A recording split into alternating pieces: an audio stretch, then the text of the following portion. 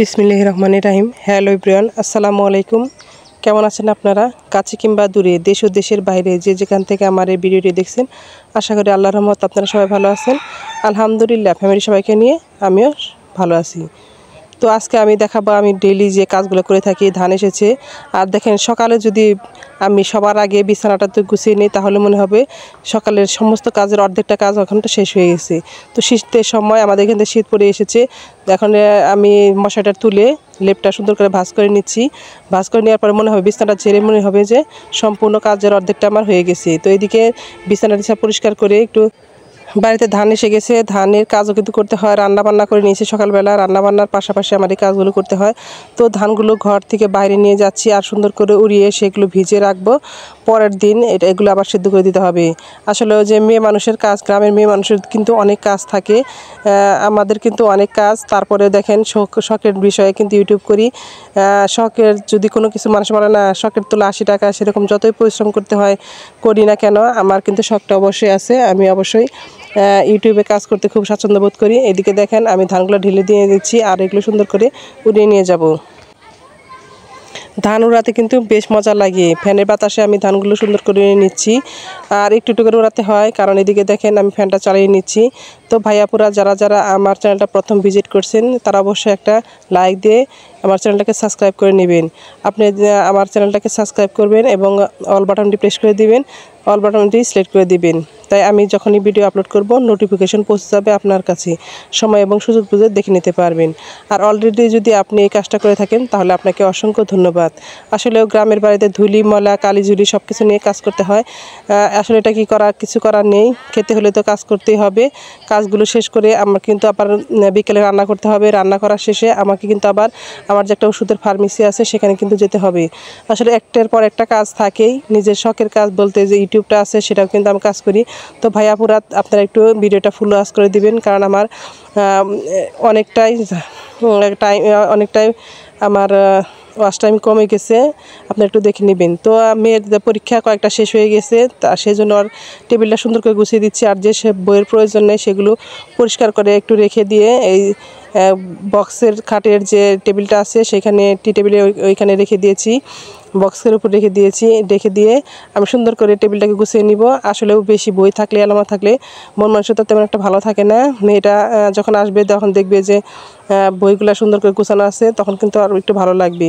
তো মেয়েটা প্রত্যেক বৃহস্পতিবারে আসে এবং শনিবারে বা রবিবারে চলে যায় প্রাইভেট পড়ে, আমার বাবার বাড়িতে থাকে, সেখান থেকে ওর লেখাপড়া করে। তো এখানে দেখেন আমি একটু গুছিয়ে নিচ্ছি। গুছিয়ে নিলে কিন্তু অনেকটা কাজ পরিষ্কার পরিচ্ছন্ন দেখা যায়। তো দেখেন আমার টেবিলটা গোছানো হয়ে গেছে, দেখেন কেমন দেখা যাচ্ছে। সব কিছু আমি সরিয়ে নিয়েছি, সুন্দর করে গুছিয়ে নিয়েছি। এখানে একটা ফুলদানি রেখেছি, দেখেন কেমন লাগছে।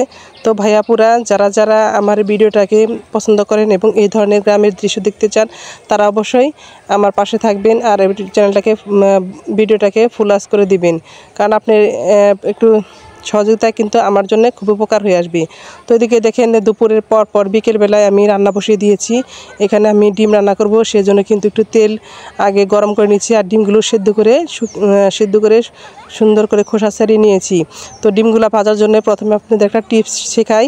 যদি প্রথমেই একটু হলুদের গুঁড়া দেওয়া যায়, তাহলে কিন্তু ডিমের তেলটা কিন্তু পুড়ে যাবে, তখন কিন্তু খুব একটা ভালো হবে না, মশলা পুড়ে যাবে। সেজন্য কিছু সময় ডিম ভাজার পর তারপরে কিন্তু আমি হলুদটা অ্যাড করে দিয়েছি, সাথে কিন্তু একটু লবণ অ্যাড করে দিয়েছি। লবণ আর হলুদ দিয়ে ডিমটা যদি আমি ভেজে নিই তাহলে কিন্তু খেতে খুব ভালো লাগবে। এদিকে দেখেন আমি ডিমগুলো সব তুলে নিচ্ছি। আমার ফ্যামিলিতে অনেকগুলো সদস্য, এখানে 8টি ডিম ভেজে নিয়েছি, 8টি ডিমই আমাকে লাগে। তো আমি এদিকে মিষ্টি কুমড়ো দিয়ে ডিম রান্না করব, সেই জন্য কিন্তু ডিমগুলো সুন্দর করে ভেজে নিয়েছি।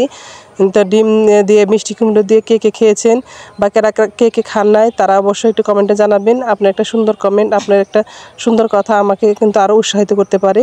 তো এদিকে দেখেন আমি পেঁয়াজ কাঁচামরিচ যে রেগুলার যে মশলা সেগুলো সব কিছু একে একে এড করে দিচ্ছি। আর এখানে গরম মশলা হিসেবে জিরা, দারুচিনি, এলাচ এগুলো কিন্তু সব কিছু আমি অ্যাড করে দিয়েছি। তো দেখেন লাকড়ি চুলায় এখন কি সুন্দর জাল জ্বলছে, এই দেখবেন জাল প্রচুর পরিমাণ জ্বলছে, আবার এই দেখবেন একদম নিভে গেছে। এভাবে কিন্তু আমাদের রান্না করতে হয়। তো এদিকে একটু পানি দিয়ে আমি যে গুঁড়ো মশলাগুলো আছে, যে রেগুলার যে ধনিয়া, হলুদ, মরিচ, এগুলো সব কিছু আমি এখানে অ্যাড করে দিছি। আর মিষ্টি কুমড়াটা আমি সুন্দর করে ধুয়ে পরিষ্কার করে নিয়ে নিচ্ছি। দেখেন মিষ্টি কুমড়াটাও হলুদ, ডিমটাও একদম কালারটা সুন্দর হলুদ হয়ে আসছে। তো এদিকে দেখেন আমি মশলাগুলো সুন্দর করে কষিয়ে নিয়েছি। এখন মিষ্টি কুমড়া কিন্তু অ্যাড করে দিব। মিষ্টি কুমড়াটাকে সুন্দর করে কষিয়ে অ্যাড করে দেওয়ার পরে তারপরে কিন্তু যখনটা অর্ধেকটা সিদ্ধ হয়ে আসবে, 25% যখন সিদ্ধ হয়ে আসবে, তখন কিন্তু এর মধ্যে ঝোল দিতে হবে। ঝোল দিয়ে রান্নাবান্না করে তারপরে কিন্তু ডিমটা অ্যাড করতে হবে। তো ভাইয়াপুরা যারা যারা আমার সাথে আছেন, আপনাদের অসংখ্য ধন্যবাদ। আপনারা অবশ্যই এইভাবে আমার সাথে থাকবেন এই কামনা করি। আর দেখেন আমি ডিমগুলা সুন্দর করে ভেজে নিয়েছি। এখানে ডিমগুলা একটু আমি কেটে কেটে দিয়েছি। কেটে কেটে দিলে ডিমের যে ভিতরে যে ফ্লেভারটা, সেটাও কিন্তু ডিম তরকারিতে যায়। তরকারির যে ফ্লেভারটা সেটা ডিমের মধ্যে যায়। এভাবে আমি সুন্দর করে কষিয়ে নিয়েছি। কষিয়ে নেওয়ার পর ঢাকনা দিয়ে ঢেকে দিয়েছি। তারপরে কিন্তু কিছুক্ষণ পর আমি এর মধ্যে পানি দিয়ে দিব।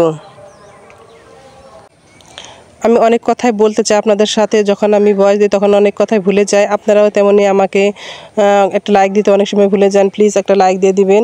আপনারা ছোট্ট একটা লাইক কিন্তু পারে আমার এই ছোটো চ্যানেলটাকে আরও 10 জন ভাইয়াপুর কাছে পৌঁছে দিতে। এদিকে দেখেন রান্নাবান্না আর শেষের দিকে আমি ডিমগুলো এখন অ্যাড করে দিব। এটা বলক উঠে গেছে।